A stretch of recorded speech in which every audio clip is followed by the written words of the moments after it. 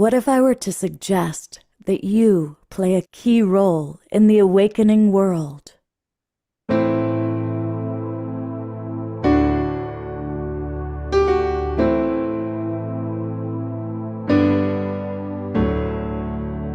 that you are watching this because you have heard the call.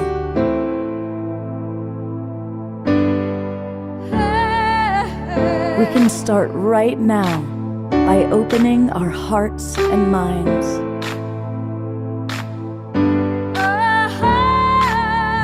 Welcome to the awakening world.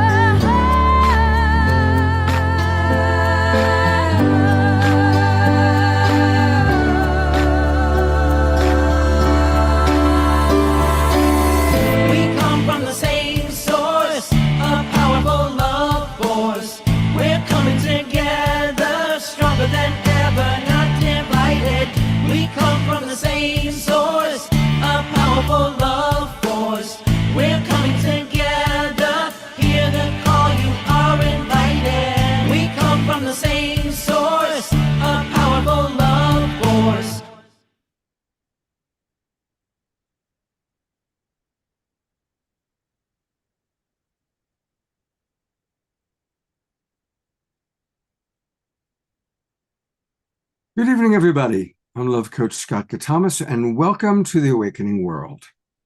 And boy, are we awakening with some really fascinating phenomena taking place. I want to welcome everybody watching on Facebook and YouTube. Thank you to John and Summer Raymer from the Sign Network for getting us out to as many as 150 groups and pages. Thank you. And of course, much love to our beloved subscribers that are in the Zoom room directly with us. So what are your thoughts about the 3I Atlas interstellar object that's hurtling through our solar system? I'm sure most of you know about it, and if you don't, it's a good thing you're watching the show. Likewise, what are your thoughts about the Buga sphere? Well, we're going to talk a little bit about these extraordinary things that are happening right now, unprecedented, definitely an awakening taking place within all of us. And we've got an all-star group of people here to talk about it. Of course, we had to have Alan Steinfeld from Making Contact with us because he is more in the know about all things, well, making contact than anybody else I know. I'm just not in the know. I'm obsessed. I'm obsessed, Scott. Go ahead. You are obsessed. That's why you're here, because you've got a lot of good information to share with us. But let me introduce briefly who our other presenters are. You may know him as Swami Beyondananda. Today, we also see him as Steve Bierman, who's a very wise author, as well as the great humorist. And John Martin, who is my role model for how to connect with our galactic family, and one of the most beloved presenters that we ever have on this show. And Omashar is still in England with his mom, but we are really happy to welcome back. Nina Gray is back with us. We haven't been here for a while. She is also one of our all-time favorite musical artists, so it's great to have her with us. And we have a new friend, Andrea Sadler, and you'll enjoy hearing what Andrea has to say. And of course, we have our beloveds Tiara and Desiree, who will be leading the prayer and also sharing some of their insights about tonight's topic. And most of all, we want to hear from you. So if you're in the Zoom room, please give us your thoughts, your comments about what's going on in our awakening world as it relates to these incredible objects.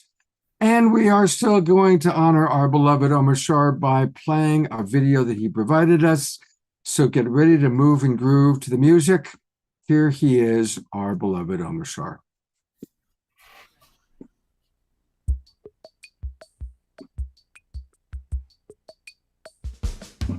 I've changed like a butterfly. It's something very new. I'm feeling so alive and yes, it's true.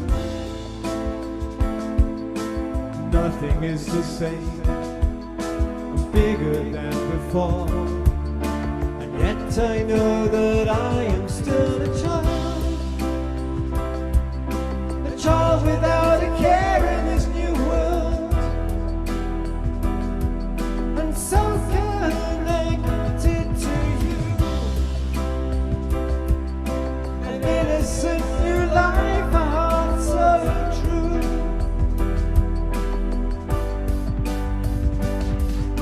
A dream that seems so far away is living here in me, freeing all the pain that paved the way. The miracle of love has opened up the door. Now I know that I am still a child without a care in this new world, and so connected to you. An innocent new life, a heart so true.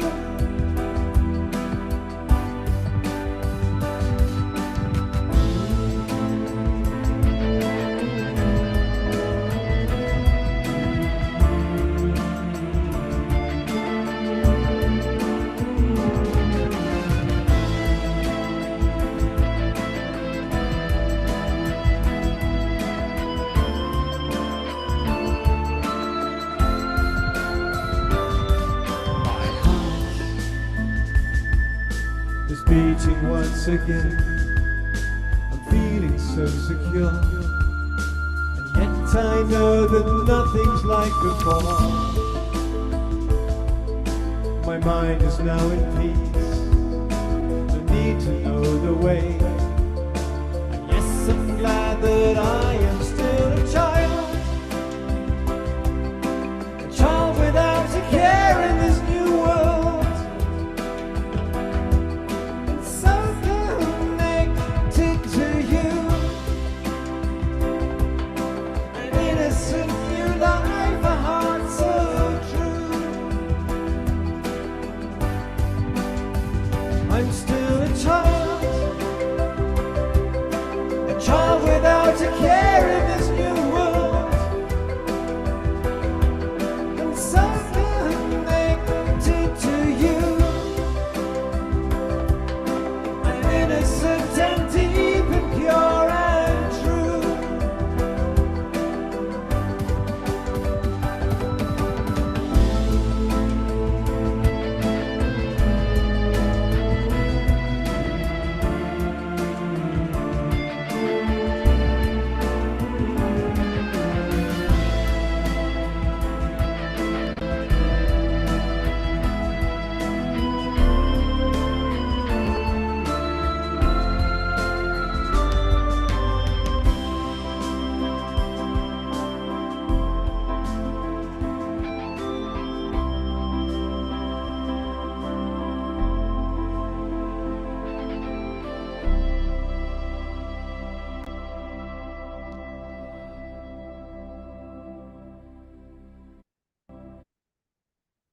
Let's just all send love to beloved Omashar and his mother, who's getting ready to leave her body.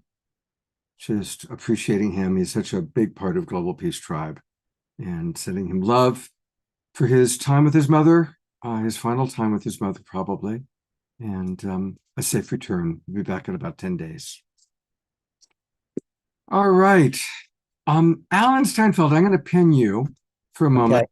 And I'd love for you to introduce to the audience, anybody who doesn't know, a little bit, what is 3i Atlas? Well, it's not your third eye, although I was going to ask Swami, what happens when your third eye gets lost in space, Swami? That's what we're looking at here. So 3i Atlas, I stands for interstellar. This is the third interstellar object that we've detected. I'm sure there's been millions of interstellars. Interstellar means it's not of our solar system. So this is a huge rock, comet, spaceship, who knows, as traveling on the solar plane that we are all the planets that revolve around the sun are on a plane, and this thing is coming into the same plane. I mean, you could be above and below. This is on the same level plane as the planets of the solar system. So that was the first suspicion that maybe this was more than just a regular comet. And so the professor at Harvard of astronomy, Avi Loeb, who identified the first interstellar object called Uameamea and wrote a whole thesis that that may be some ship, but not a regular asteroid because it had some unusual features, is now really up on the story. That was in 2017. This object, the third one to come through, is huge. It's not a regular comet. There's a million clickbait things on the internet saying it's a spaceship. They're going to, land on the Earth. I mean, I think it's kind of ridiculous. I mean, a lot of people tune in psychically, but all we know now, it's a huge rock the size of Manhattan, like 13 miles long, that is right now just past the sun and sort of heading out of our solar system. But because we're coming around in our revolution around the sun, is going to, in the middle of December, we're going to get the best look at it as it travels out of our solar system past Jupiter. So third eye is the third interstellar, not the thing, your pituitary gland. But and there's all sorts of extraordinary phenomena about it. It keeps changing its flight path. It's not a traditional comet trajectory. It's defying a lot of what we've known previously about comets.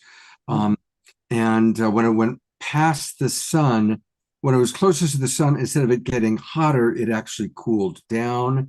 It changed colors. It emitted a blue color. It's really quite extraordinary. But Scott, it just shows us, I mean, it does a lot of things, and we'll talk about that, but it shows us we don't know that much about the universe we're living in. I think Terence McKenna said, the universe is not only stranger than we imagine, it's stranger than we can imagine. Right. So we have an object that we haven't encountered before. So the go-to mythological minds of humans is, let's call it a spaceship. It may be, according to Avi Loeb, but I think it probably is just a sort of object we have not seen before. And there's billions of these unusual things that we are going to encounter as we look more into space. Two things this does do for us as a planetary civilization. It makes us wonder about life in a real, more popular global way. Is there life out there? And it makes us more aware of looking up. There was that movie, Don't Look Up. Well, we're looking up because, these things, I mean, something like this probably wiped out the dinosaurs. And, we need to watch the neighborhood we're traveling around in, basically, and see maybe, something's going to come this way. I don't think so. I think we're being protected, but we do have to watch what's out there, because we are part of an environment that's not just over Earth. We are part of a solar ecology and a galactic ecology, and it's a kind of dance and resonance that's happening all the time, because Earth is it's one of my favorite planets, but we are in a bigger ecology, and we just have to be ecologically aware of everything around us. Like when a storm is coming, you take preparation. So this is preparing us for greater unknowns as we actually move, I think, into the Aquarian age. So I agree with you. And we're going to hear a lot more from Alan. I'm going to play a couple of videos. Avi Loeb he's a Harvard professor, and he's become kind of the main guy talking about this. And you can find all sorts of videos on Avi Loeb. But of course, our intrepid Alan Steinfeld was one of the first people to interview him. So let's hear a little bit. This is just a very quick clip of Avi Loeb, just to kind of give you a little bit of a taste of what's happening. And this is from Alan, who interviewed him himself. So let's take a look. Around the sun. And that is a very good path, because it can release. Go back to the beginning. Oh. Yeah. because he says a really important thing in the beginning. Oh no. You know, what people Oh, no, don't no, understand there. is the name, first of all. I think there's a beginning of the tape even before this. I'm talking to Neil Gar here. And I said, well, let me go back. You You want want me to to do play that? it? Hang on a second, Alan. Let me find it. See, in what you sent, it should be the beginning of that. there we go. There we go. Yeah. Got it. Okay, great. Other possibility is that it's a mothership that releases probe that will come close to Earth or close to other planets, because it moves on a retrograde trajectory. Can't see the video, the Scott. motion of the planets around the sun. And Oh, I didn't probably screen share. Well, my gosh, I'm just having all sorts of trouble here. Let's try one more time. Maybe it's the object affecting your consciousness. That's right. My God, it's 3i Atlas. It doesn't want me to show it to my audience. Right, here we go. Go ahead. This is the beginning. Is that the very beginning? Yeah. Yes, click play there below. Yeah, just click the arrow below that. You see the arrow? That's the thing, is I'm not seeing the arrow. The triangle. I see it on my screen. It's right. I see it. It's right below the name. Close to Earth or close to other planets, because it moves on a retrograde trajectory that is opposite to the motion of the planets around the sun. And that is a very good path, because it can release probes that will not need to chase planets. They will just run into planets.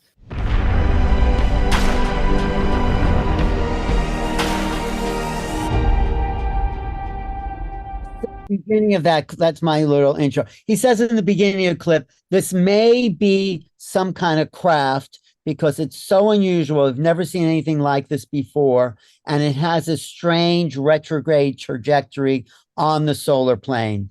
But it might not be. My tendency is to think it is just an object that we have not experienced before, and the universe is full of that. Although when I did remote view it, I did sense there was some sort of mechanism in it. So okay, well, let's save it for the Q&A. Save it. We're going to get there. I do want to play a little bit about this other extraordinary object, which is being called the Buga sphere. It was literally seen flying around. It hit a power line in South America, came down to the ground. Somebody got a hold of it, and it's being studied by all the top. It's now at the University of Georgia, where all the top physicists and people who know about these things have been studying it. And for those of you who don't know about the Buga sphere, here's just again a brief little introduction about it. If you saw our first video on the mysterious Buga sphere, you know this story shocked the world. Today we have brand new updates about what experts have discovered, and the mystery is only getting deeper. Quick recap. In March 2025, locals in Buga, Colombia, filmed a metallic orb hovering and landing in a field.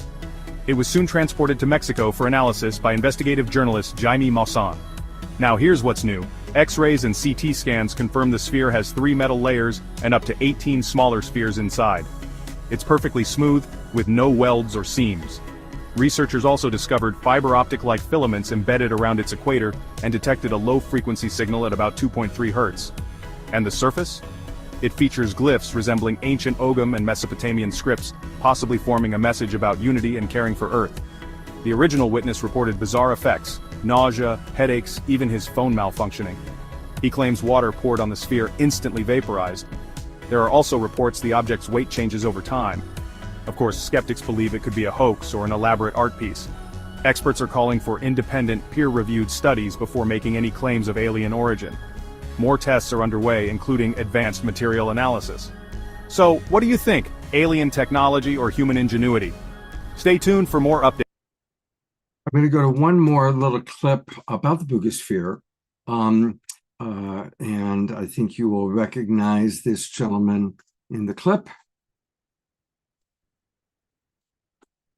Greer's official report is in. Carbon-14 dating is conclusive. The Buga sphere is 12,560 years old. Independent labs confirm a non-terrestrial aluminum alloy. The composition matches no known material on Earth. Embedded within are fiber optic structures, a form of 3D printing far beyond our own technology. The symbols have been decoded, a Proto-Sanskrit warning referencing a cosmic event that destabilized Earth's climate at the end of the last ice age. Greer now links its reactivation to new magnetic field anomalies, suggesting this is not a single object, but a prehistoric early warning network. We are looking at a message from a civilization that mastered nettles, optics, and energy before our history began. So apparently, they actually captured real alien technology in Colombia, and it's all on video. You know those orb UFOs we've been seeing zipping around in faraway, blurry, shaky phone cam footage? Well, they caught one, or so they say, after it fell from the sky after getting shocked by a power line. Called the Buga sphere, observed by multiple witnesses and recovered by a group of amateurs near Buga, Colombia. And it was all caught on camera by two separate individuals, from it flying around before falling to the ground to them actually walking up to it, which honestly looks pretty convincing. They claimed the sphere was freezing cold to the touch when they first picked it up, and that one of them also got very sick for days after touching it. It weighed about 4.5 pounds when they first recovered it, but after taking it to a lab, it somehow weighed closer to 22 pounds, about 5 times heavier. It's engraved with all these crazy looking designs, symbols, and grooves that go all around it. On the front, there's a particular pattern that looks like a circuit board, surrounded by what appear to be characters in an unknown language. When using AI to translate it, it read, "The origin of birth through union and energy in the cycle of transformation, meeting point of unity, expansion, and consciousness, individual consciousness." Okay, take that with a grain of salt. Among the researchers in the independent lab that took it in for study was X-ray radiologist Jose Luis Velasquez, who performed a series of in-depth scans on it, and he found out just how impressive this object really is. The scans determined the sphere is made of 3 very dense layers, has a chip-like core on the inside with perfect internal symmetry, and has 18 tiny microspheres inside of it as well that happen to align with the circuit board pattern on the outside, which ufologists are claiming is what powers the device's anti-gravity, possibly a zero-point energy propulsion system. 32 dots align the grooves that surround the entire sphere, which appear to have been drilled out from the inside. Despite it having no signs of welding, joints, or seams anywhere along its surface, yet appears to be a completely homogeneous object, which is just impressive engineering by any means. It was also measured as emitting its own electromagnetic field, and its surface temperature was unusually variable, going up and down at all times. It also didn't react to heat, neither scorching nor even getting hotter when they put a blowtorch to it, and when they poured water on it, it evaporated while staying completely cool to the touch. Rumors went around that Russia contacted the team in possession of the sphere with an offer to purchase it, before it was sent to Mexican authorities, who allegedly now have possession of it and are studying it further. We do know for sure it's an artificial object, whether it be man-made or extraterrestrial made. And obviously the internet is in an uproar, absolutely insisting this is just another hoax. I just think it's funny that when we get blurry, shaky cam UFO videos, skeptics claim it's inconclusive and demand high quality footage, but whenever we do get tangible, conclusive, and up-close evidence like this, the same people call it fake. Which, hey, it very well might be, but man, I really hope it's not. So apparently, they actually captured real alien technology in Colombia, and it's all on video. You know those orb... Pretty interesting, don't you think? So that's why we're doing an entire show on this. Again, my inspiration for the show began with Carolyn Bouillard, who is been on the show many times. We really love Carolyn. And I am going to play a pre-recorded interview that I did with her a couple days ago, which kind of sets the tone for what we're going to be talking about. Of course, Alan already gave some wonderful insights, but then we're going to open up to you. I'm going to want to see what you guys are saying in the chat box, and we're going to hear from all of our presenters in a whole roundtable conversation that's going to be really the majority of tonight's show. But let's start by hearing what Carolyn Bouillard had to say.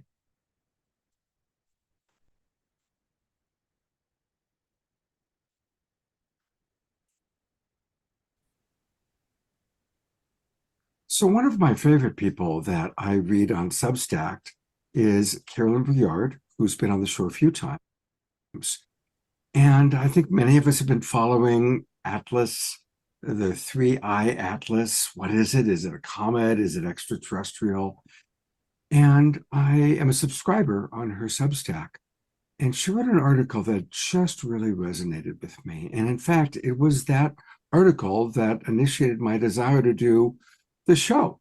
Like, what are these extraordinary signs that are taking place, whether it's astrology, whether it's the Iberian Lynx, whether it's the Buga or the 3I Atlas.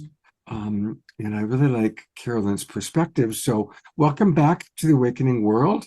And I'm glad you were able to make a little time for us to at least do a pre-record, since your thoughts were the inspiration for the show.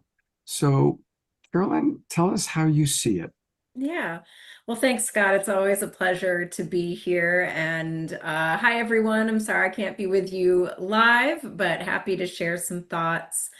Yeah, honestly, I hadn't paid too much attention to 3i Atlas, but some people approached me for my thoughts, and it was a good opportunity for me to kind of check in energetically and see what wanted to come through.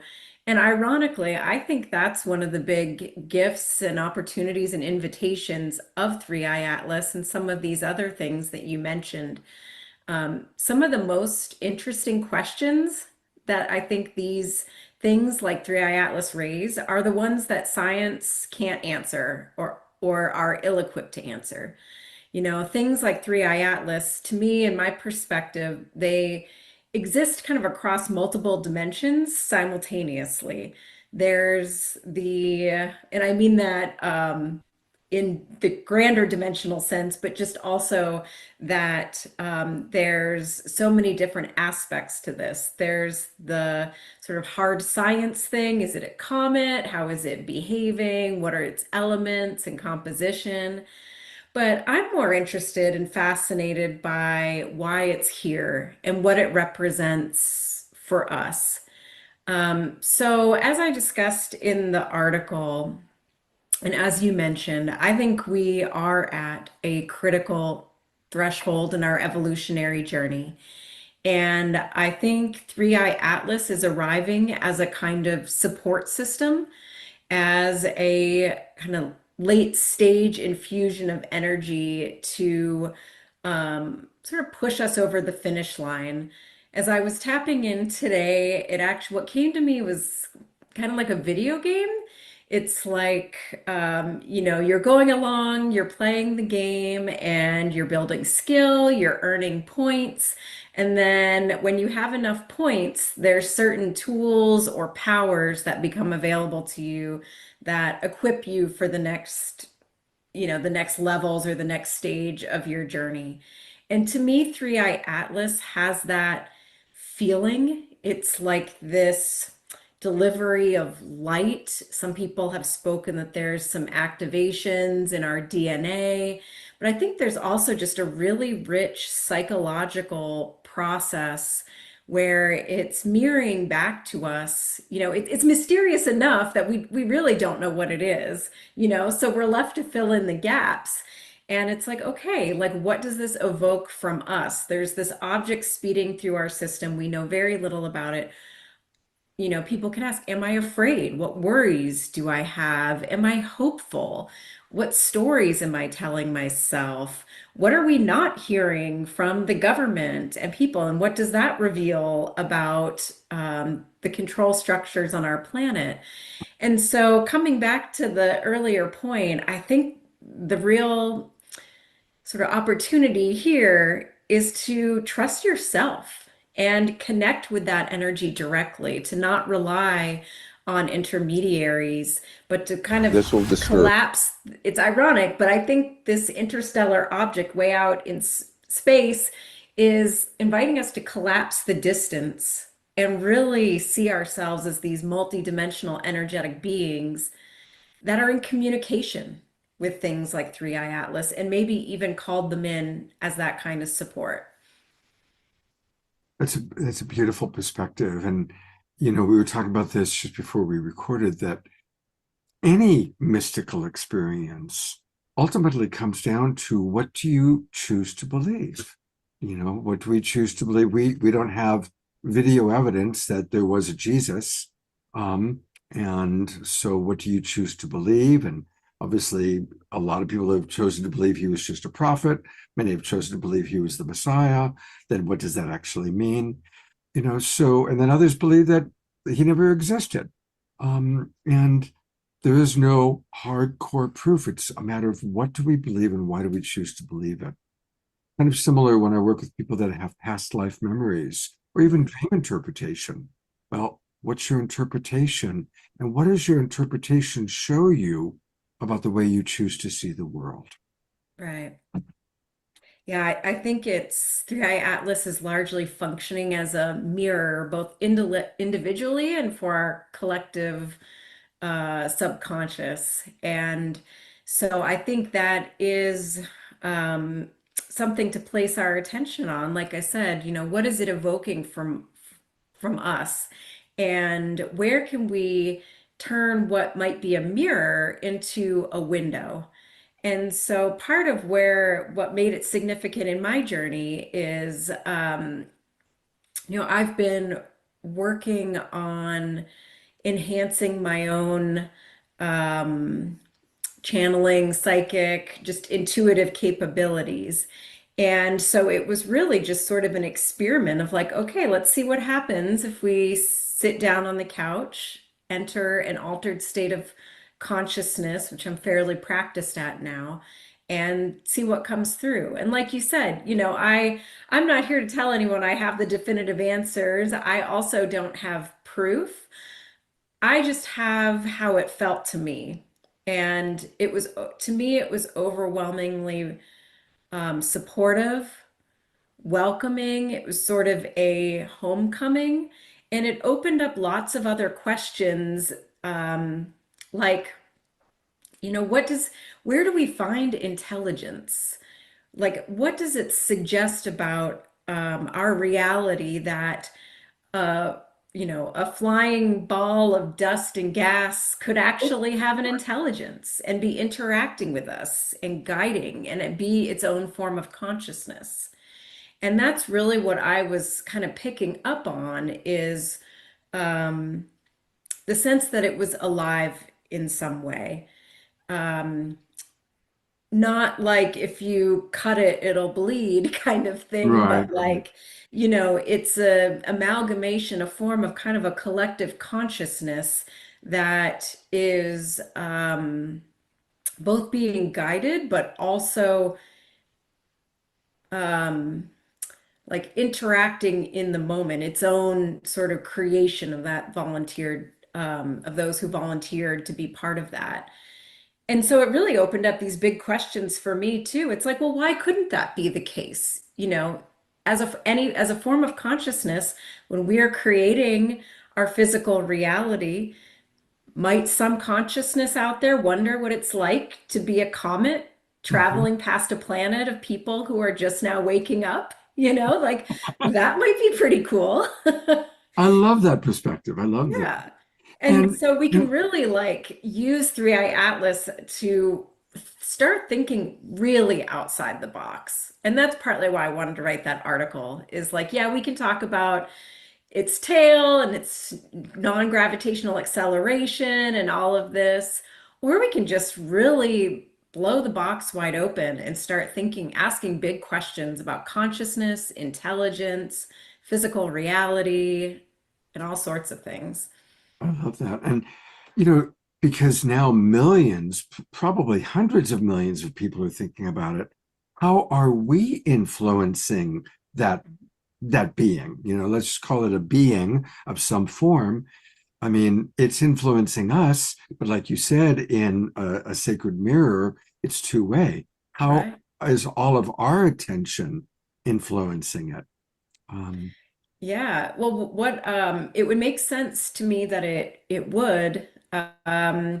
Well, I loved, somebody commented on my article that he sat down and he's like, I've never done this before, but I'm gonna meditate on this, and had an experience. And we may be able to get some clues or indications depending on what happens when it comes closer to Earth. So it's expected to reach its closest point to Earth, which is still quite far. So anybody who's telling you that you should be worried about it, Yeah, that's I not would take happening. that with a grain of salt. Yeah. But that's around the winter solstice. And to your earlier point as well, I there's so much that's happening now. If you look at the astrology, and I personally believe in the photon belt that we're traveling through, it's like everything is engineered in sorts, not in a predetermined way, but in a we are interacting with our environment and drawing to ourselves the support we need to get over this hump so that we can continue our evolutionary journey.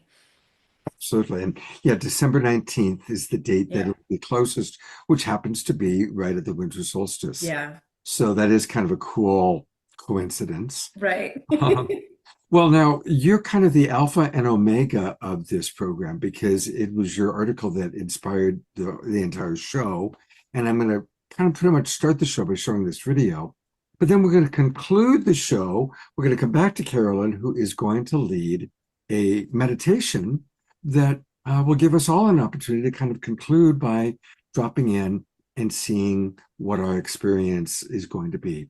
So, but I want to remind everybody that you can find Carolyn the way that I do on her Substack page, and it's called The Galactic Age. Perfect for Carolyn. All about consciousness, reality, and our cosmic kin, rethinking physical reality in this coming age of contact. And she has a lot of really fascinating articles. I actually got pulled into reading her perspective about a very thorough about the Malaysian Airlines disappearance. Boy, that was a thorough article. I really went down the rabbit hole on that one. You sure did. Yeah, that's a small book. But there's a lot of really fascinating things. Of course, there you can see some of the articles that she's written. And when you change and others don't, that was another really good one. As a love coach, I could relate to that. So I want to encourage everybody to do what I've done. Subscribe to Carolyn's Substack, and it's The Galactic Age. And we'll be back with Carolyn at the end of the show. Hey, I look like the guy who was just in the video. So in a moment, I'm going to bring up our panelists, our presenters, to hear their thoughts. But I'm going to start by reading some of the comments that have come in to the Zoom room. And you guys can continue to please put in your comments. Dr. Laura writes, I have tapped into 3i Atlas, and I feel it is very, very old. It's a messenger. It will be eventually seen as proof that God, or we could call it the cosmos, has been anticipating the ascension of Mother Gaia and humanity for a long time. I like that perspective. That's a good one. Susan Bloomquist just wrote 3i Atlas and the other objects are causing people to question the reality that we've been told. Absolutely, Susan. And yes, Jasmine Bear agrees.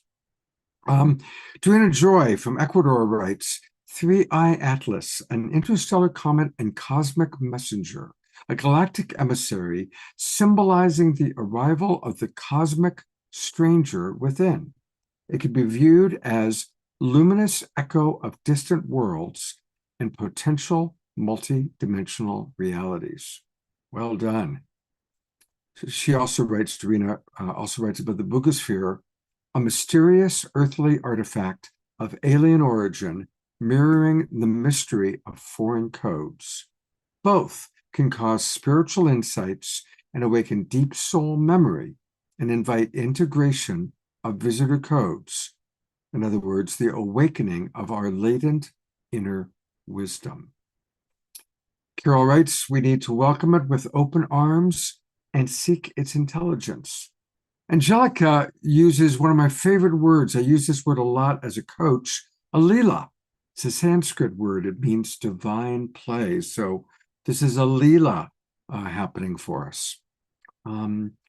George Noble writes, a lot of us have asked and even prayed for some help from the ETs. Maybe this is that. And so on and so forth. Many, many other comments, but those were some good ones to get us started. And I'm going to bring up all of our presenters. Now, many of you know him as the brilliant, humorous Swami Beyondananda, but you may not know that our beloved Steve Bierman is also actually a really bright guy. He wrote a book with Bruce Lipton. Thank you very much. Bruce Cousin Lipton, Brucey. Yeah. who's no mental slouch, all about reality. So it's good to have Steve here and to hear his wisdom. John Martin is with us, and John at night goes out, he talks to the stars, he plays his guitar to them, and we're going to hear some guitar and see some video footage from John tonight. So John, I'm eager to hear what you have to say about this. And our new friend, Andrea Sadler, I'll put her bio into the chat box so you guys can get to know her a little bit. But she's got some really interesting perspectives, and she's been watching our show for a little while, and I wanted to invite her to be part of tonight's conversation. And Nina Gray is more than just a great musical artist. She sort of has some thoughts, and she may want to share what's going on for her. And then, of course, Diara and Desiree, you are welcome to share your thoughts. And of course, I will bring back our making contact expert, Mr. Steinfeld. But, first, I'd love to hear from you, John, because you probably have the most contact with Galactic Family. And what are some of your initial thoughts about the Bugosphere or about Atlas 3, about 3i Atlas? Yeah, I interact with our star family. I just came from outside and had a beautiful experience with them just a few minutes ago. And I guess the biggest thing that I would like to say is that they're here now. They're not, we don't have to look into the intergalactic space. They are literally here with us now. And we can interact with them on any level that we're comfortable with. And when you do that, they will answer. I go out and I introduce myself to the universe. Hi, I'm John Martin. I'm the guitarist that's played for you so many times. I'm friends with President Carter and Scott Gatamas and Alan Steinfeld and Whitley Strieber. And I just share all the people that are important to me in this field, and I share with them my life and what's going on, the challenges that I have. And Scott, they will send me the most beautiful energy, and they'll create these lovely, I call them aeroglyphs, and they're beautiful creations in the sky that they make that are specific to me. And the video that I made for you just really explores that more than I've really ever done with you before. And I think the Bugosphere I'm very interested in, because if you look at the what was been etched into the exterior are the crescents. And as I've said here many times, when I began playing guitar and projecting into the universe, that's when the cross and crescent shaped craft came, the size of office buildings, over my home. And at the same time in England, there were cross and crescent shaped crop circles. And you see that throughout the world. So they're sending us messages. And, when the cross and crescent came over, I had my camera and I was fumbling with it. And they said, please don't take our picture. We'll give you something you can take a picture of. And that's when they made my beautiful heart-shaped cloud. That was the first gift that they gave to me. They've done that many times. So they're incredibly talented in their artistic abilities, and they show their love and care for us. And so I would encourage everyone, take the time to go outside and explore your own creativity with the universe, and you will be absolutely amazed at how the universe will respond in beautiful and positive ways. And that's what I think the Buga has to offer us. I see the uh, flying orbs and craft and all kinds of different. I've had in the video, not the video really, but the pictures that I've created here in the presentation later, you'll see a higher dimensional being that's come through a portal. And there's like 5 pictures of that. And that was early on in my experience. And I looked away and I was wondering why I did that. And I just wasn't quite ready for that full experience. And then that night I went to the park and a golden energy came down to treetop level, and I apologized. I said, I'm really sorry I wasn't able to give that beautiful energy the time it deserved, and it expanded many, many times, understanding this is a challenge for us. And we have to expand our spirits to incorporate the universe into our lives. And that's the potential we have here, Scott. Thank you, John. I'm always grateful for your presence in our awakening world. And we'll hear more from John and see his video a little bit later on. Well, I'm going to introduce a new friend. This is Andrea Sadler. And she is definitely a multi-dimensional Renaissance woman. She's a transformational coach, a filmmaker, a past life regressionist, a somatic breathwork facilitator, an actress, and many, many more elements. She's made a film.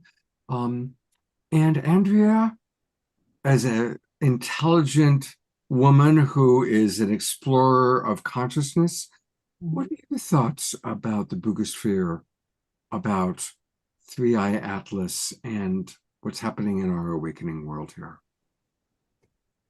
Well, first of all, I want to say thank you for having me. I'm very honored, grateful, and excited to be here because I am completely fascinated about Three-Eye Atlas.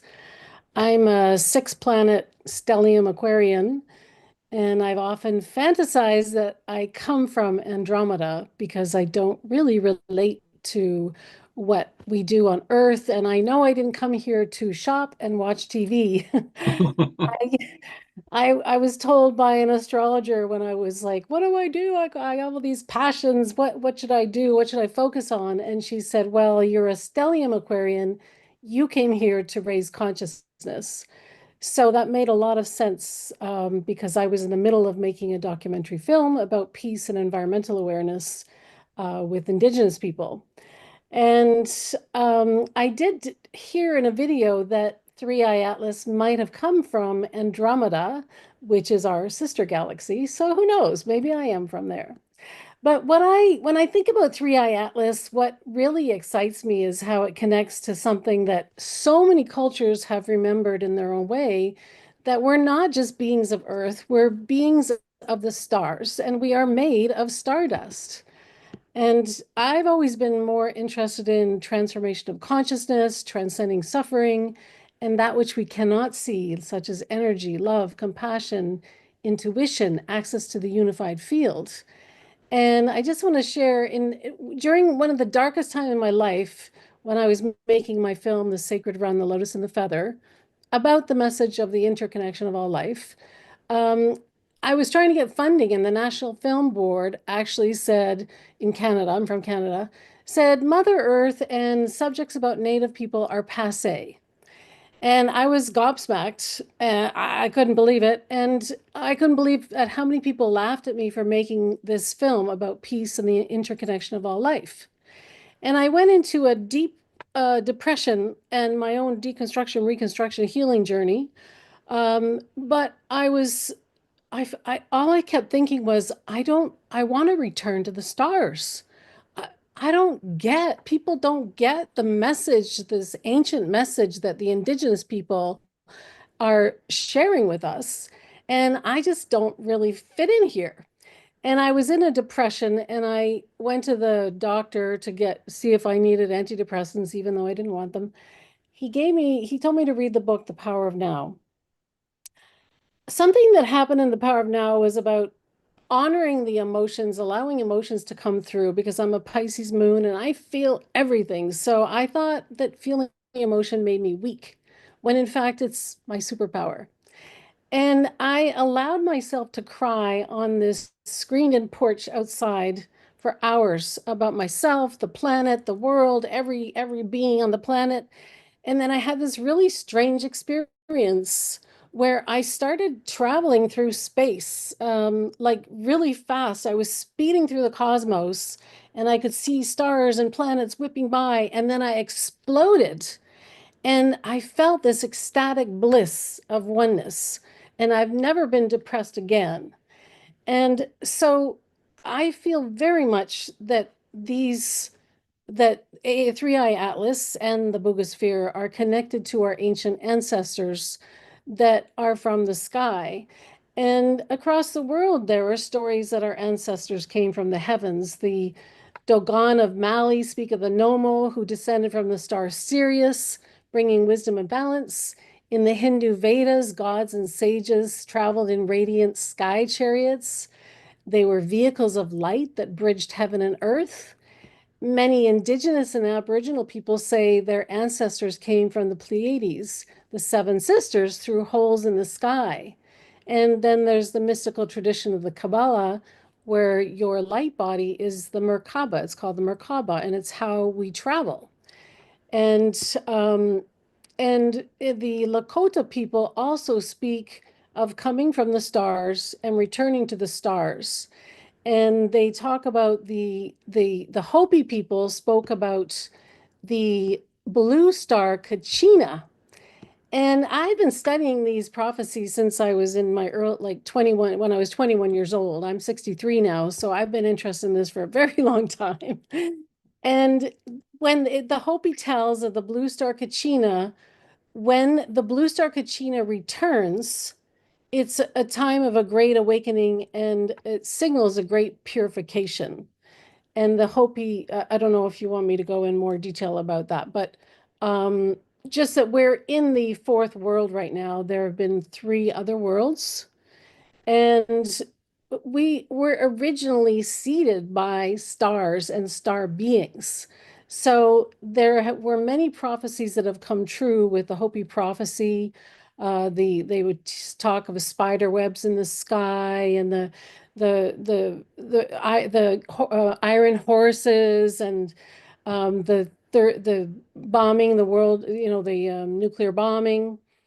And we are currently at the end of the fourth world. And I truly believe that we are at the end of the fourth world. And how we go through this great purification because is up to us. If we stay centered in our hearts, if we stay connected to Mother Earth and Spirit Source, and we align our energy to connect with Father and Mother, then we will be guided. I've been practicing meditation since I was 21 because I knew that we were going to be going through this time now astrologically because I read about it when I was 21 years old. And the blue star Kachina is the ninth and final sign preceding the day of purification and the birth of the fifth world. And the fifth world is a time of harmony. And it's up to us to bring that about, but we're also being helped by our star sisters and star brothers. And I believe that this three-eye atlas is like a sentient, we don't know, right? But I think it's interesting that it could be connected to prophecy of the blue star Kachina and the return and the Buga, the fact that it's 12,500 years old is fascinating because that's the half cycle of the great year, which is 26,000 years. And in 2012, we were in the center, and now we're going through another cycle like a figure eight, and we're in the cycle of ascension. We just left the Kali Yuga in March this year, and the half cycle was last year, December 21st, 2024. And then this three-eye atlas is coming on, around that time this year. I think it's so exciting, and I think we really need to pay attention to what this is. It could be a ship. It could just be a sentient conscious, who knows? We don't know, but I am fascinated. So Beautiful. Thank you for sharing. Of course, we're going to hear much more from Andrea.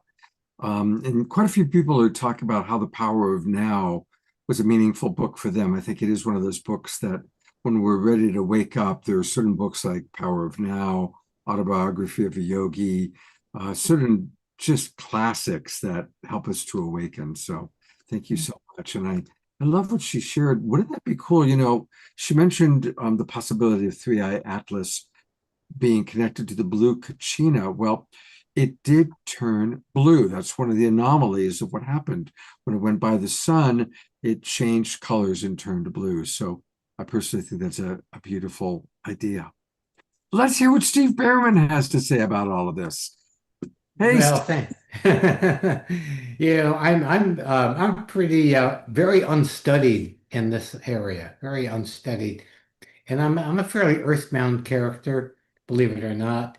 So I'm seeing it a little differently than everybody else. I certainly appreciate all this, intergalactic and this larger perspective, but I'm looking at our where we are right now as a so-called civilization. And one of the things that we are coming to the end of, or we need to, is the paradigm of scientific materialism, which indicates that only the material world is real. And in spite of all of these things that are happening, in spite of all of these great mysteries and anomalies and uh, breaking through the membranes of, not to mention the women brains and the men brains, the brains breaking through the mental structures of our civilization, all of these mysteries are coming full bore. And when I think about these two phenomena, I think about the transformation from thinking of energy as a power of force and a power of scarcity and a physical E equals MC square. We're still, I'm sorry, not that. I mean, uh, E equals MC square is the expansion that our civilization has not yet expanded to. We're still living in a Newtonian world. We're still living in a world where we believe, I mean, the mainstream press and the mainstream narrative is that only the physical world is real. If you believe in anything else beyond that, then it's either fantasy or superstition. And I think that we're about to, that this experience that everybody is talking about right now is there is a reaching out from human beings to find this dimension that we've lost or maybe have never had, this spiritual heart connection. And so right now we're at the point where the other thing that's happening, of course, is AI, right? The artificial intelligence, and that we're looking for the real intelligence that will help us use the artificial stuff wisely. And so we may be looking for help from our intergalactic brothers and sisters and so on. But I think really this is the human consciousness is ready to burst from the limits that's been placed on it by the culture and civilization that we're living in right now.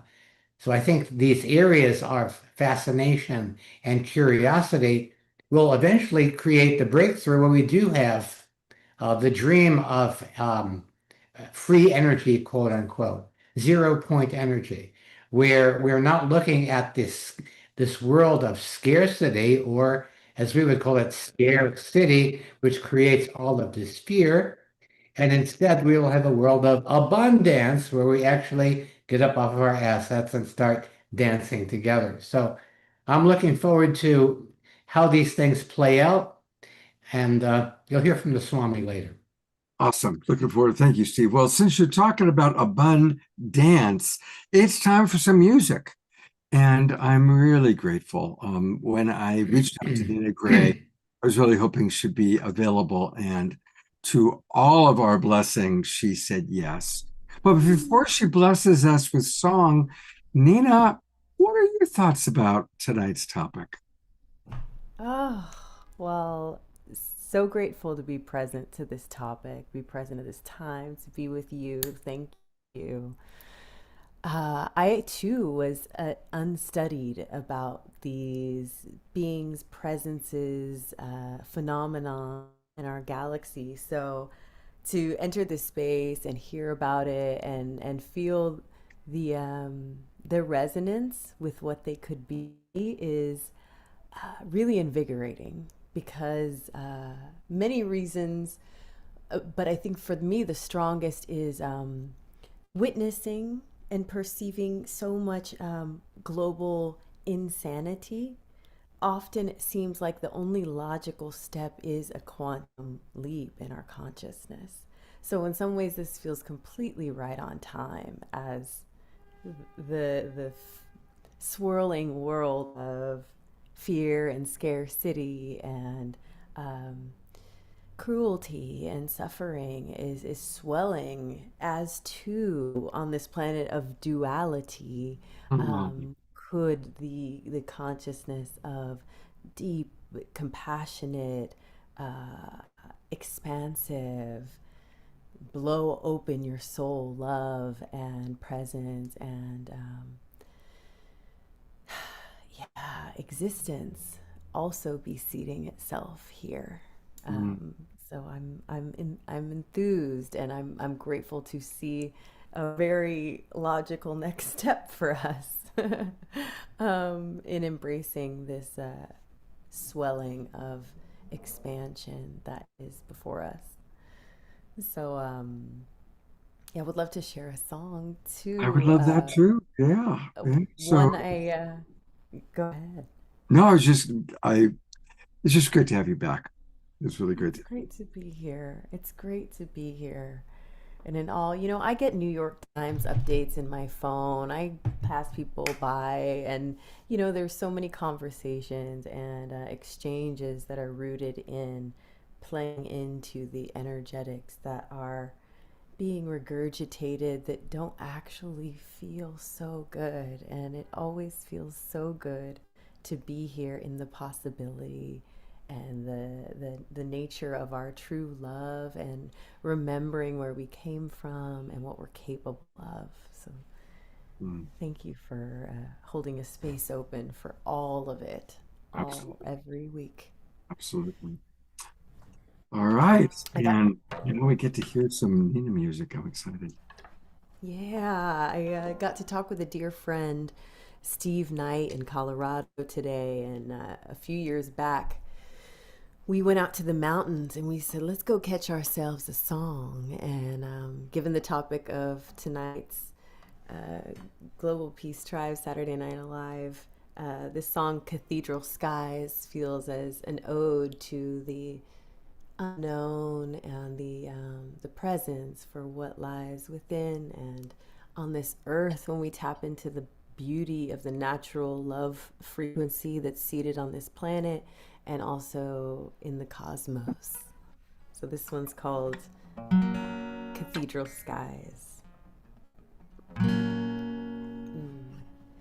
Seated at the base of your majesty,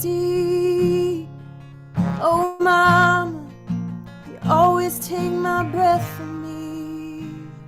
Eyes are wide, swimming in your reverie, pressed against your windows where I wanna be. These peaks of white, these flowers of gold, this rocky high, singing to my soul. We don't need time, we don't need much. We got everything we need in front of us, beneath cathedral skies, cathedral skies, cathedral skies, cathedral skies.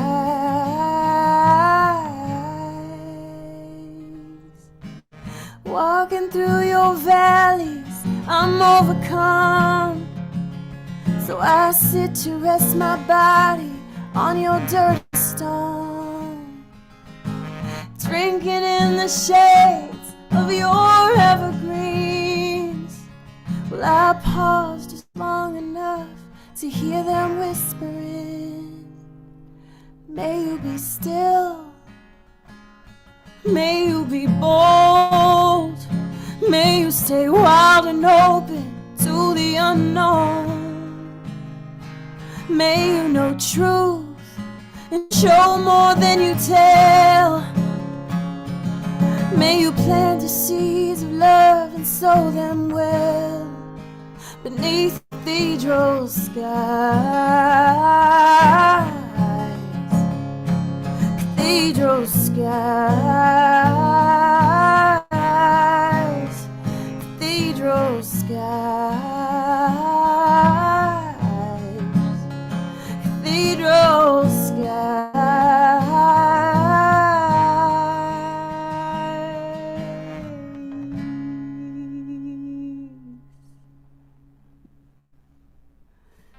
Thank you. Oh, it's so good to hear your voice again. So good. So good to share it here and be with you. Thank you. I put it into the chat box for everybody watching on Facebook. You can find all things Nina Gray on her website, which is her name, www.ninagray, spelled GRAE.com, NINAGRAE.com. And she's got videos and all sorts of good stuff. And we'll take a look a little bit more at the website. She'll be back with us in a little while. Thanks, Scott. Well, I want to go back to Alan Steinfeld because he is our making contact guy. And then we'll also hear from some of the other presenters. But now that you've had a chance to read some of the things, are you taking your clothes off already, Alan? No, I'm just, it's getting to be winter here. But anyway,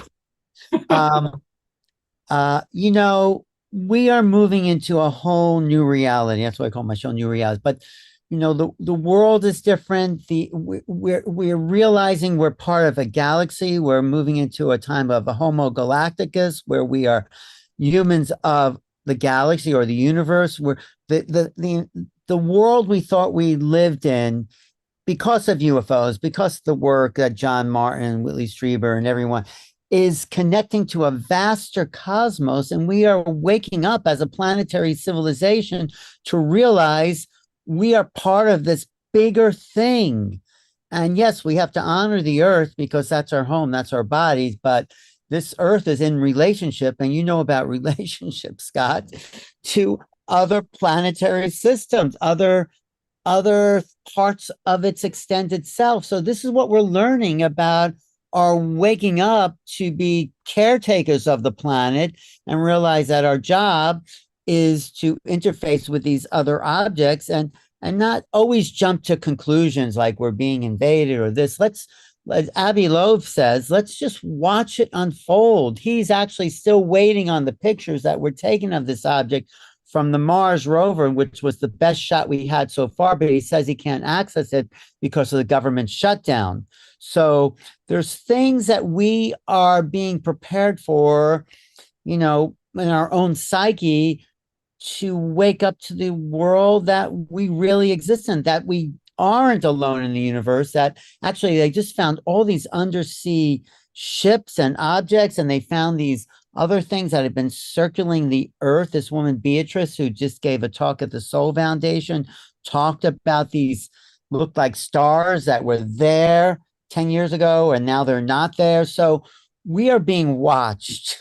We are being, hopefully helped along, but they're not going to solve our problems for us. They're not going to end our wars. They're not going to clean up our planet. It's like your mother used to say, you're not going to get any visitors until you clean up your room. We have to clean up our room to get out and out visitors. I'm sure Swami appreciates that. But this is a new time and it's a fascinating time. It's an exciting time. And we just have to kind of try to get along with each other to create the oneness of consciousness that will allow us to really interact with other onenesses so we can form the next level of superorganism. This is something that Bruce Lipton said. We're not humans until we create humanity. That's when we realize we're all part of the same global consciousness. That is the superorganism of humanity. And when we form that solidity or that oneness of being, like all the cells in your body, then we can start to form the next level where we're realizing we're part of the oneness of other planetary civilizations. So this is a progression of our evolution. One more thing I want to say, when the first interstellar object appeared in 2017, it was called Uameamea, which meant first scout. It was a few months later that the New York Times broke that article about the secret government program studying UFOs. So in a way, I talked to even Avi Loeb about that. That first interstellar object may have precipitated or coincidentally was the first scout to this next phase of disclosure that began on December 16th, 2017, when the New York Times said there's this secret government program. So I think whether it's coincidental or whether it's planned, we're on the threshold of a next level of this awakening. And November 21st, the latest movie on disclosure is going to be released, The Age of Disclosure, which is a real breakthrough on the government side of what's really going on. So just be prepared for a rude awakening, planet Earth, humans, because things are not what we thought they were, and it's a good thing for that. So that's my little spiel. Beautiful. We'll hear more from Alan. And to find all about Alan, I want to encourage everybody, not now, but when the show's over, go to YouTube and go to New Realities. And Alan has got so many amazing interviews. There's us. There's the show going on right now because he always carries the awakening world. There's his interview with Avi Loeb. And you can find all sorts of things. There's shorts, full view, just amazing.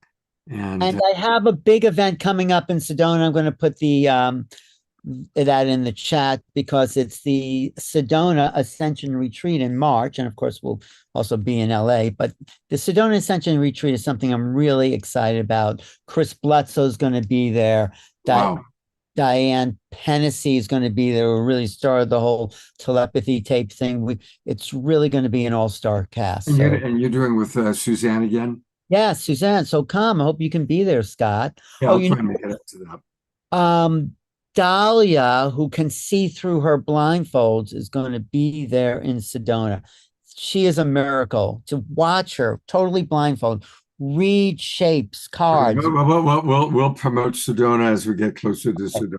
But I'm excited about everything's going on. Thank you for the opportunity. Absolutely. And I'm sure that we'll probably do a show just about the Sedona Ascension Retreat because we do that every year. So, all right. I think it's time for us to have an experience. And so I'm going to play a video that our beloved John Martin put together for us just for tonight. He put this video together for us tonight. And I'm really grateful for that. Many of you have seen John's videos before, but for those of you who haven't, John goes out, he plays guitar, he talks to the stars, he talks to our galactic family.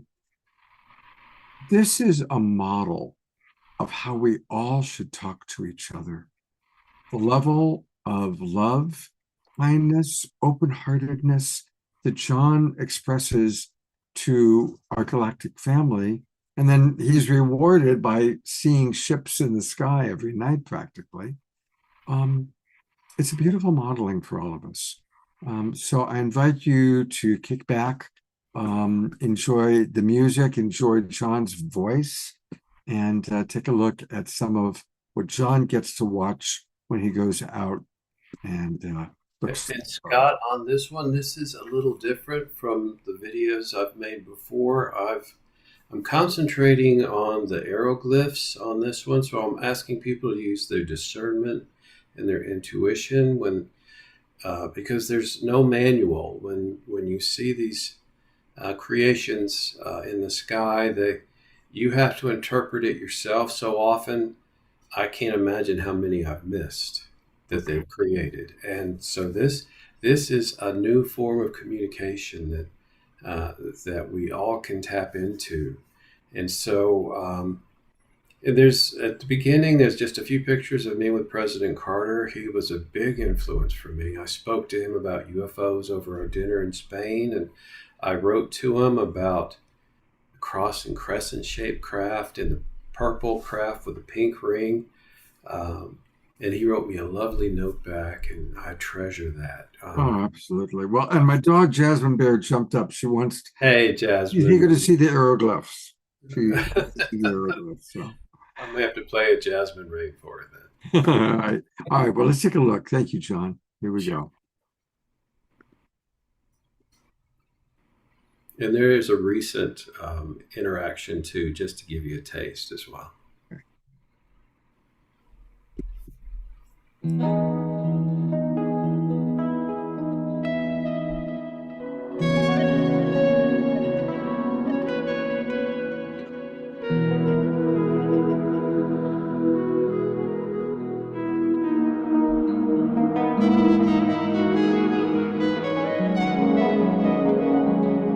Already.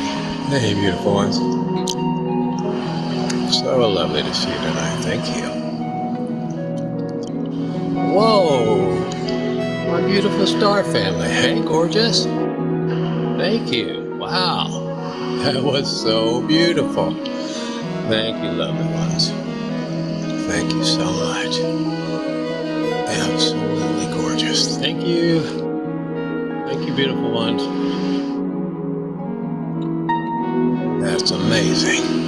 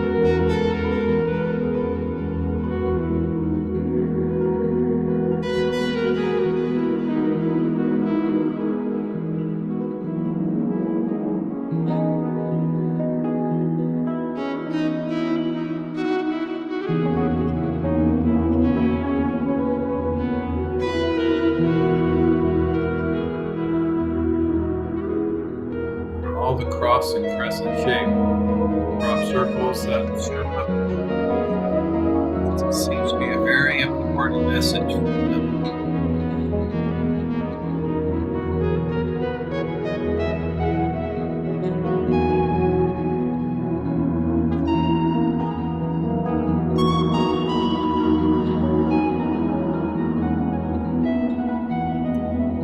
And the star with the president.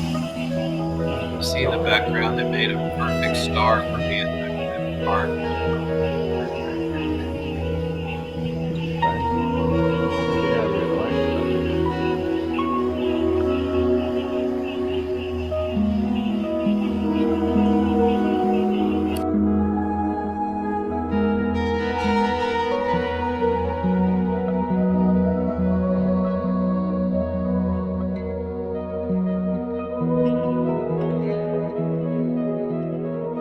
Being that came on Easter Monday 2019. See the portal off to the right.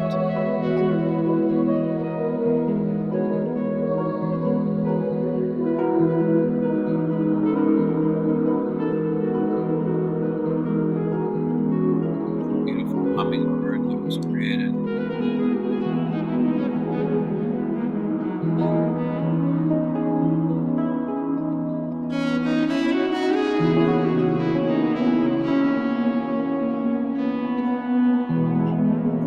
Felt like an actual heart.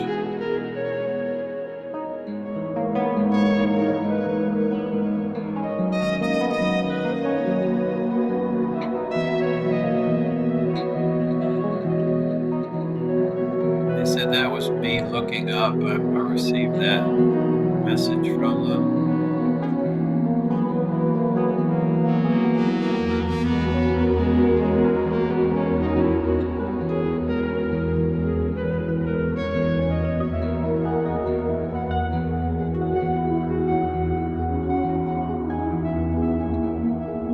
And the hawks are a big part of this. They're always around the hieroglyphs as well.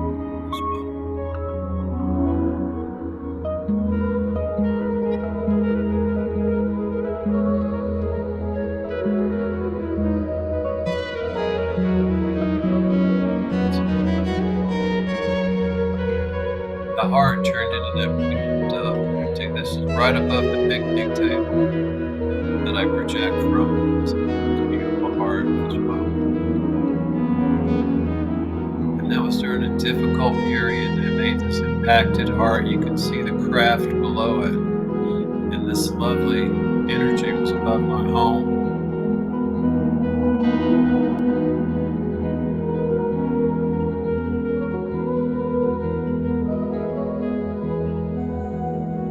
The cross.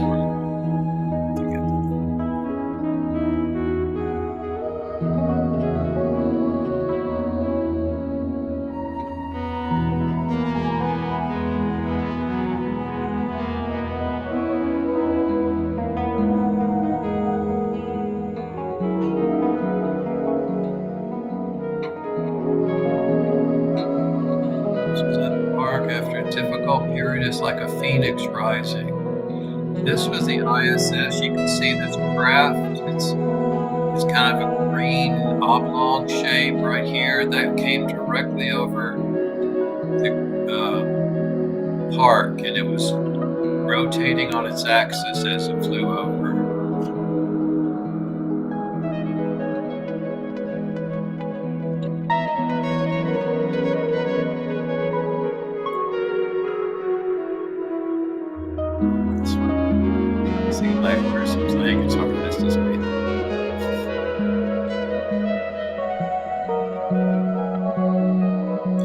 This is my dog, Bodie. He was always with me.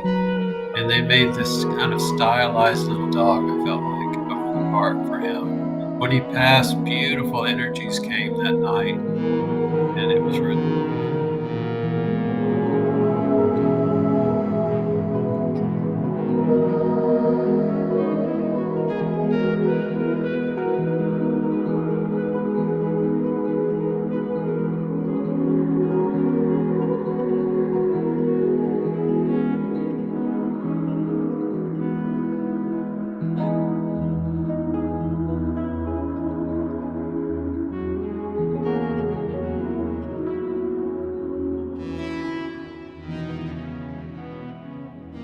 Someone asked about the purple plasma craft with the pink ring. That was the first craft that came over my home. After I had dinner with President Carter, we talked about UFOs, his experience and mine, and I used that idea in Close Encounters of the Third Kind, and I started projecting as I was playing guitar out on my deck. And within 2 or 3 sessions, that beautiful purple plasma craft with a pink ring was sitting about 20 feet above my home. It was just absolutely amazing. And they've come many, many times. And so anyway, this was a little different, Scott, but I wanted to share. Oh, it's lovely. I'm going to bring up some of our presenters to see just kind of some of their responses. Andrea, I think this is probably the first time you've experienced John and his videos. I'd love to hear if you have any thoughts. Bring up Diara, Steve, Alan, any of our presenters. What comes up for you as you watch this beautiful collection and beautiful music that John's provided us? Well, I think John is the next level of human, really, who can really open his heart and make contact with these beings and the rest of the cosmos. And we had a planetary civilization like what we're seeing here, we'd be one. We'd know who these other beings are because they just want to be loved like us. We want to love and love. Yeah. And I think if we all approach it from our own unique perspective, the universe will reflect back and curate the experience for each one of us. We're all like fingerprints. We are so unique, and the universe would be just thrilled to have millions of us. Can you imagine how that elevates society in this world and really resolve so many challenges that Nina was speaking about as well, too? And it takes a lot of deep inner work to do this, to have that level of consciousness, to be able to love at that unconditional level that is still new to us as a species. And I've been in a deep conversation about releasing, fear of anything other, maybe certain insects that startle. I've also been looking at, the unitive narrative, and how do we reconcile that when we still need to do things here on Earth? Like I was talking about, when we clean, we use solutions that kill bacteria, and yet that's still a part of us. So how do we reconcile that? And when we can be with the other as if it truly was ourselves, then we'll be ready for these other beautiful beings to come closer to us so that they're safe with us here. Beautiful. John, I just was fascinated with your conversations. You are the first UFO whisperer that I've ever met. I say thank you. I appreciate that. Thank you, Steve. I just want to say that I really appreciate that video because I every night I go out to the and I commune with the stars and look at the sky, but we are evolving into luminous beings, and we're getting more solar flares. That's the photons are our DNA is changing. We're changing. We're evolving, and we are ascending. And not everybody will ascend, though. Some people just want to stay petrified where they are and the consciousness they have. But I just wanted to share that what happens when you do, live in this connection with Source and Mother Earth and align your energy is life is filled with magic and synchronicities. I went to Mexico last winter to show my documentary film, and I was guided by spirit to always invite a shaman. And I didn't know where I was going to find a shaman, but I always find one because I just know that's because I was guided to do that.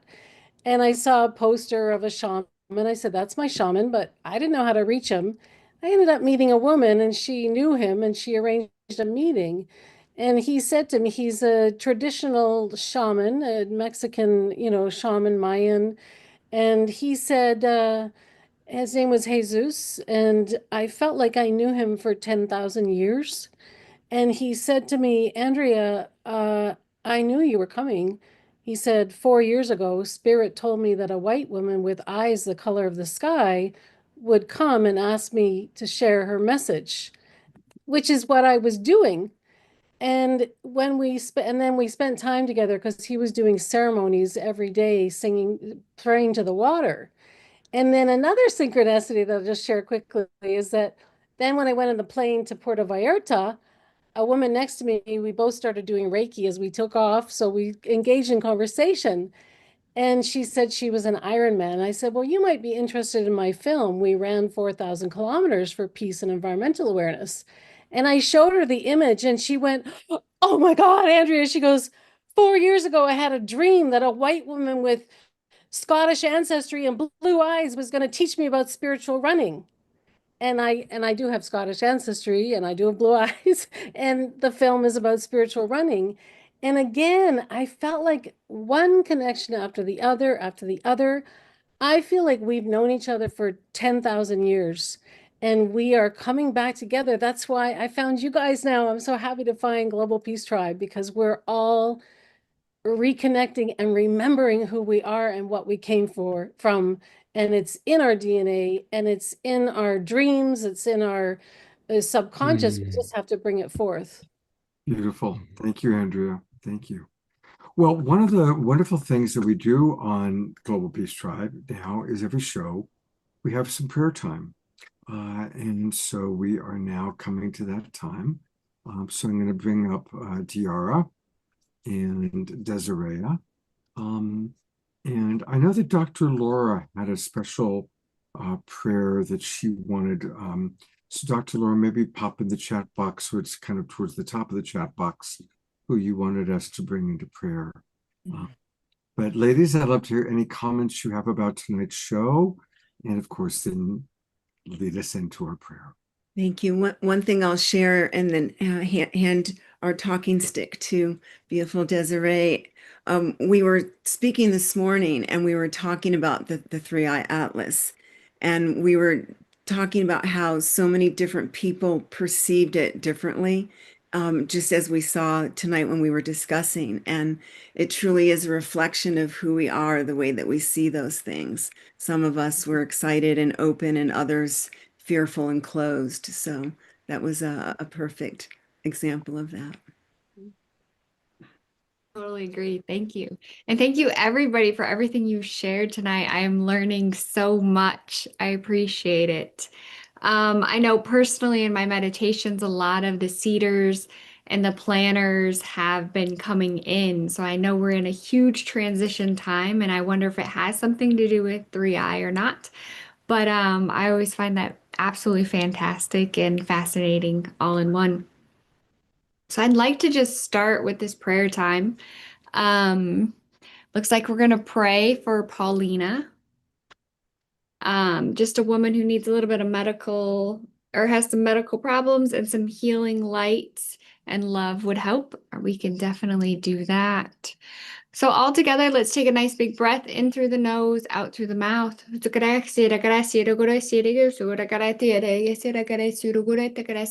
Bring in that angelic light language, clearing the energy around us.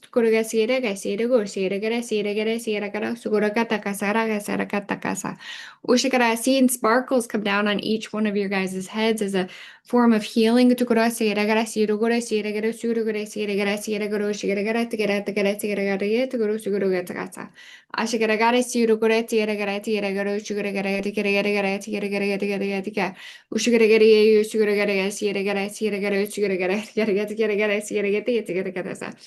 just asked, can we translate a little bit from 3i Atlas? They said, hear the words that we speak. You can feel in your hearts what is laid before you. Love, DNA upgrades, and messages from divine. As we go through this time of transition, and anchor in what is deep within our hearts. We will begin to see more.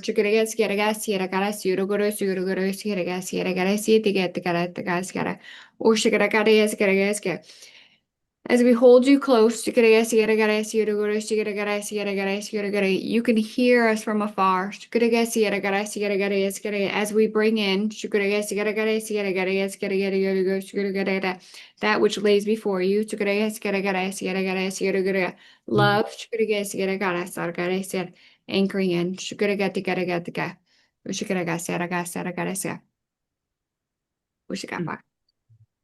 Thank you. So beautiful. And this morning I was saying to someone else that this really is star language. And there's so many different dialects. Shamitite sikena ashwina hete, molete nishwatena aswa putaena, koshomi kalasitina aswati amashwa, kositina kaha. And just embracing all of humanity in this beautiful upgrade, Shakima aswitana ala kitata noaya, and loving, loving, loving ourselves deeper, deeper, deeper than ever, so we can share that out into the world. We bless each other in this room. We bless everyone in our tribe. We're so, so grateful to be alive at this time. Beautiful. Thank you so much, ladies. Thank you. And remember the value of prayer throughout the day. And my favorite prayer from Yogananda, maximum grace. whoever it is that we want to pray for, maximum grace. Because none of us know what's really best for someone, but maximum grace. It's grace that creates the miracles. It's grace that creates the healing. And we are graced to have Nina Gray with us tonight. And I'm going to roll right into turning it back over to Nina. A song called May I See Love. May I see love. May I see love. May I see love, love, love, love, love. May I speak love. May I speak love. May I speak love, love, love, love, love. May I stay open. May I stay humble. May I stay true to what's so much bigger than me. May I show mercy. May I practice forgiveness for all of my friends, myself, and all my enemies. May I see love. May I see love. May I see love, love, love, love, love. May I speak love. May I speak love. May I speak love, love, love, love, love. May my kindness not be taken for weakness. May my strength always be rooted in grace. May I see through all these masks we're faking. May I see innocence when I see your face. May I see love. May I see love. May I see love, love, love, love, love. May I speak love. May I speak love. May I speak love, love, love, love, love. And I know I may not always get it right. I know I may not always see the light, but I know I'll always try. Every day of this one and precious life, may I see love. May I speak love. May I sing love. May I serve love. May I see love. May I speak love.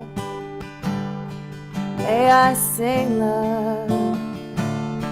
May I serve. May I serve. May I see love. May I speak love. May I sing love. And may I serve love. May I see love. May I speak love. May I sing love. And may I serve. May I serve love.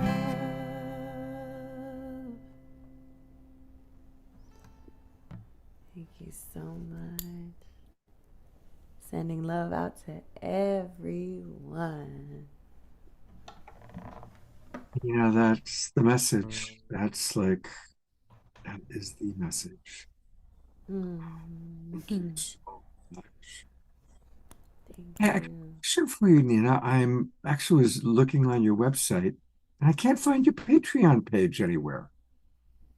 You know, I haven't been as active on Patreon, but Because almost I two was a years into. member, and then I was going to promote your Patreon, and I can't find it anywhere.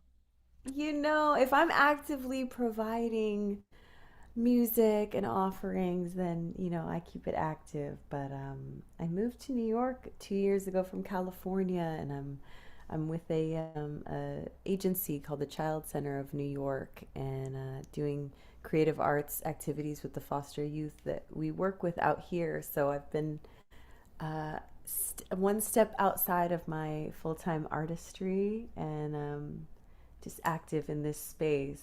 So the invitation to come and share music is a welcomed one, Oh, and I'm so happy to be back, and I probably will be back in more full swing with songwriting and making music soon, in a season we soon. need you, music. Your voice is just really, truly one of my all-time famous favorites. And this, like the song you just sang right now, it's it. It's like what this show is about. It's what Love Coach Academy is about. It's what matters. It's just being Oh, loved, serving loves. Thank you.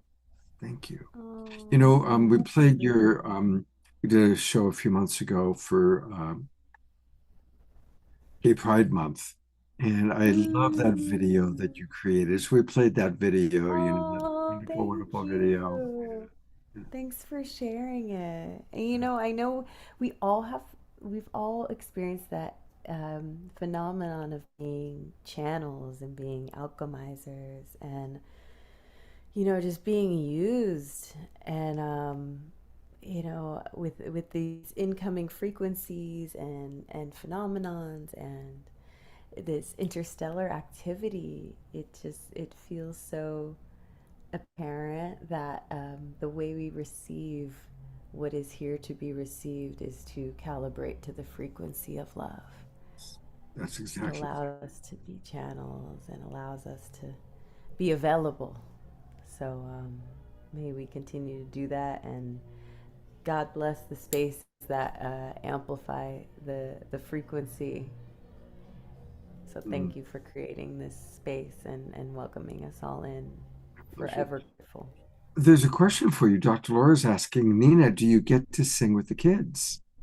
I do. Every week we have singing and songwriting class, and we play with different topics and songs and karaoke. And yeah, these kids are incredible. I know a lot of words are used like under served, underprivileged, undervalued, but the word I use is underestimated, because after a lot of what these kids have been through, they have developed real deep attuned soul gifts to anchor in these bodies at this earth at this time, moving through lots of contrast at a young age, and their antennas are up, their skills are vibrant and potent, and they're really creative beings that inspire me every day. Mhm.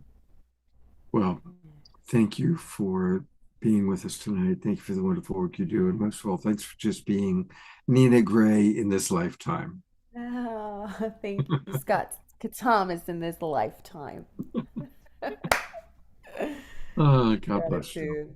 Gratitude. Uh, well, we're close to done. We're going to have a wonderful meditation to close, an opportunity for us all to tune in and connect. But it's Global Peace Tribe announcements, and we have a very exciting announcement. We are going to bring in Thanksgiving weekend. We're going to close it in a very special way. Last week we had cornflower on the show, and people were saying, we want more cornflower. We need more cornflower. And everybody loves Swami Beyond Ananda. So I'm really excited to announce that on Sunday, November 30th, we're going to have a special Global Peace Tribe event 90 minutes or so with Cornflower playing music and Swami Beyondananda providing wit, wisdom, and all those things that he does. And to help kick it off, tonight's the night that we're announcing it, he's here himself. Welcome, our beloved Swami Beyondananda. Well, thank you for convening this amazing event. It was out of this world, let me tell you. Now, I want to give the bigger picture. You know, every year I give the State of the Universe address, and the State of the Universe, ever changing, same as always. And of course, the universe is expanding. This year, they actually had to let the photon belt out a notch, okay? Now, people are talking about the end of the Kali Yuga, and yet they're going, why are things still that way? Well, because things don't end like that. There's a gradual end. We are kind of in this cusp area, which is called the border Kali Yuga. We're in that border Kali Yuga. And the age of Aquarius, well, we're still in the age of nefarious. We still are stuck there. You know, when the goon moves into Lincoln's house and Stupider aligns with Mars, we're still there. But we are moving, and there's a great astrological conjunction that's happening. Pluto is conjunct with the 7 little dwarf planets, and that is why things are so goofy. That's what's going on right now. Now we are looking at at the great unknown. This is really a time when the veils are being lifted. And the irony curtain is coming down, where we're seeing all of the beliefs that we've lived by falling apart. And of course, I've said this many times, love lives in the heart. Truth lives in the heart. Beliefs lie in your head. And so the best way to access the love in your heart and release the lies in your head is by laughing. So I'm hoping that you will join us on November 30th. We're going to laugh, laugh, laugh till the sacred cows come home. And of course, music by Cornflower. What could be better? It's not wheat, it's corn. But it's hardcore corn. Thank you very much, Swami, for visiting us. Say hello to your buddy Steve. We appreciate that he was with us tonight as well. And we're going to have a great time on November 30th. And I put the link into the chat box. Everybody, please make sure you register. It's going to be a really fun way. And that's, again, Sunday following Thanksgiving weekend. So it's going to be a wonderful way to kind of say goodbye to Thanksgiving and prepare for the holy days. And remember, the true meaning of Christmas, my birthday. Huh? All right. I want to thank everybody for being with us tonight. And we're going to close with the way we began. Carolyn Brouillard, who kind of inspired me to do this show, and she has recorded with me a brief little meditation.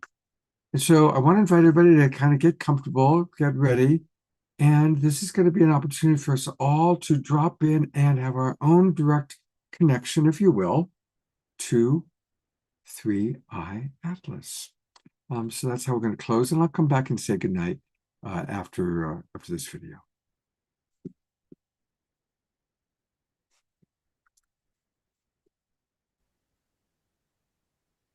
Okay, so we've heard a lot of different points of view and perspectives, but now's the most important part of the show, an opportunity for each and every one of us to drop in and have our own imagining of what this extraordinary object may be and what it represents to us.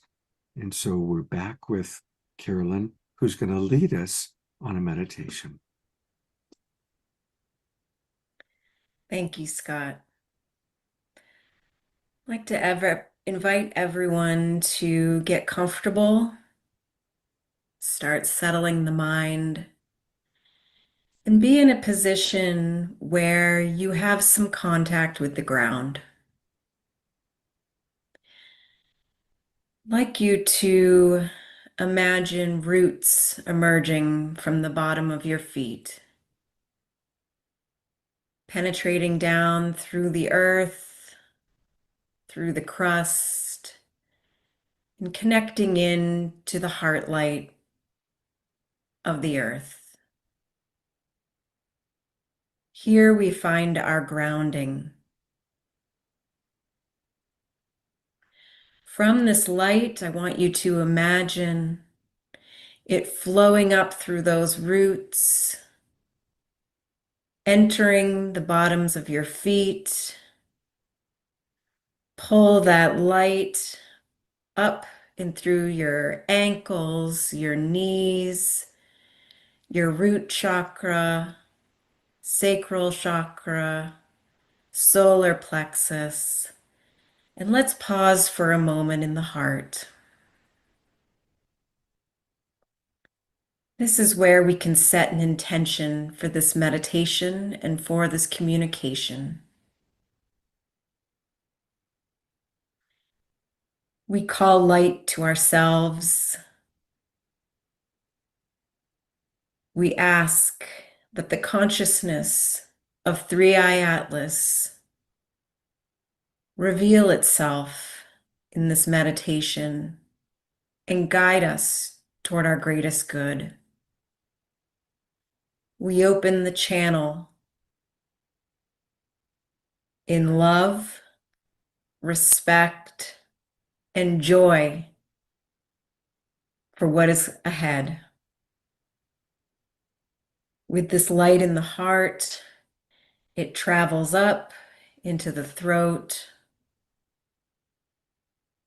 and rising up to the third eye where it pauses again.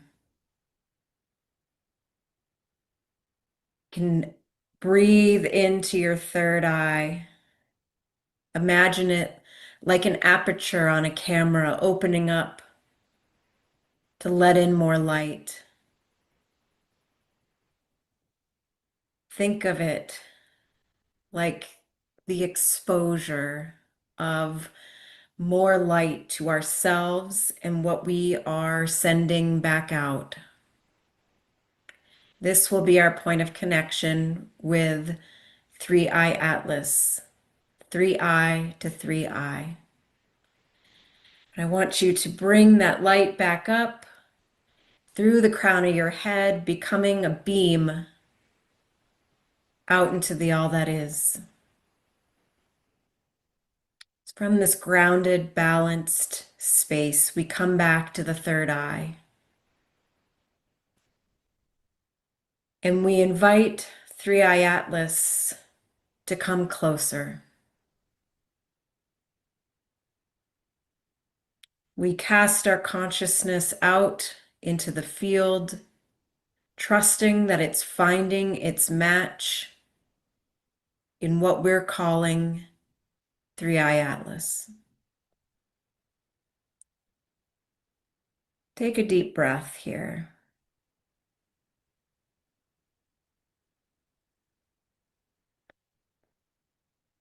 As this consciousness, this being,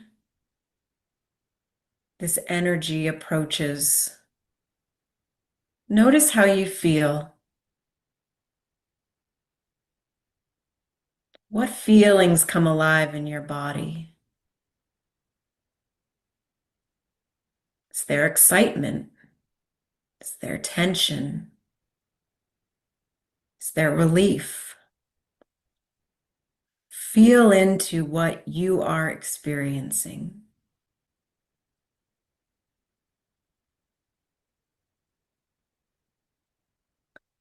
I invite you now to apply your senses to Three Eye Atlas. How does it feel to you? Is there anything that you can see? If you were to reach out and touch it, what would it feel like? What are you perceiving?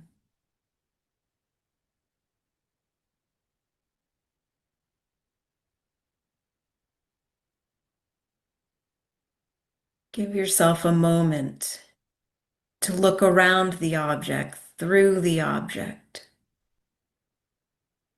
to meld your consciousness with that of Three Eye Atlas.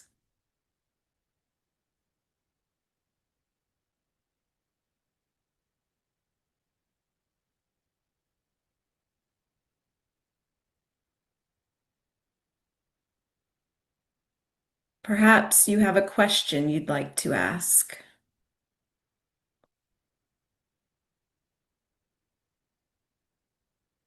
As you ask it from love, take a moment to be open to the answer.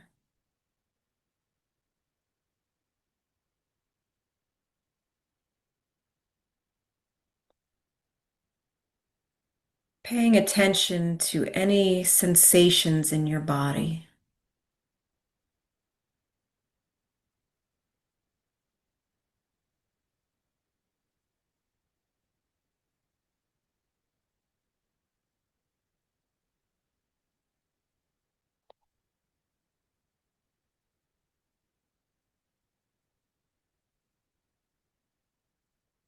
Remember to breathe.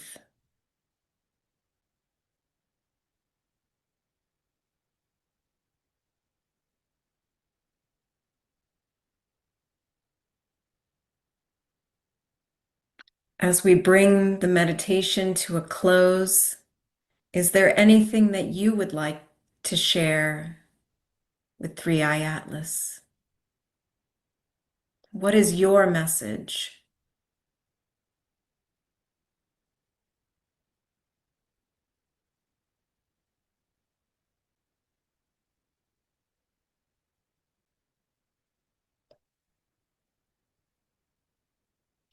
We can come together now and thank this consciousness for connecting with us,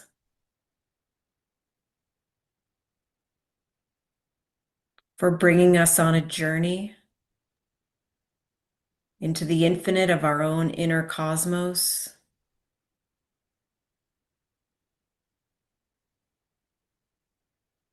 Can thank Three Eye Atlas and ourselves for partnering in mystery and discovery and co-creation. Everything that is perceived by us, we are in co-creation with. Now I invite you to imagine that beam of light from your head receding back into your body. Invite you to pull your energy back from your third eye. Start closing the aperture.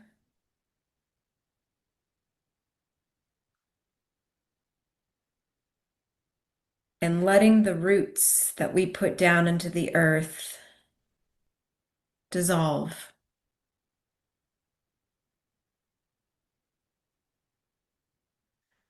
Take another deep breath. And so it is. Thank you.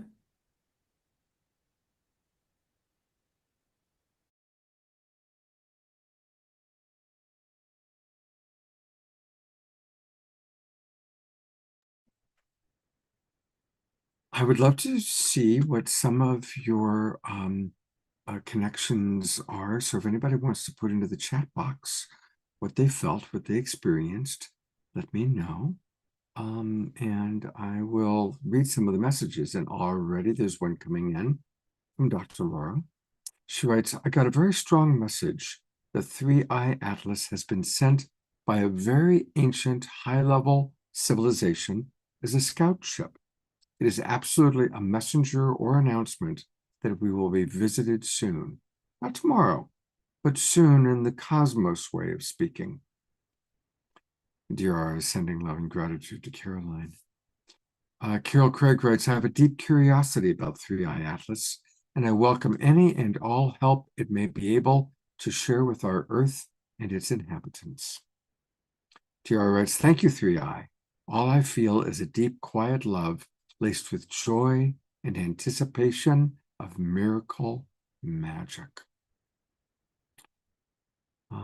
Beautiful. Susan writes, I felt amusement in that this is a very big, obvious intrusion and brings light upon the universe which is being inhabited.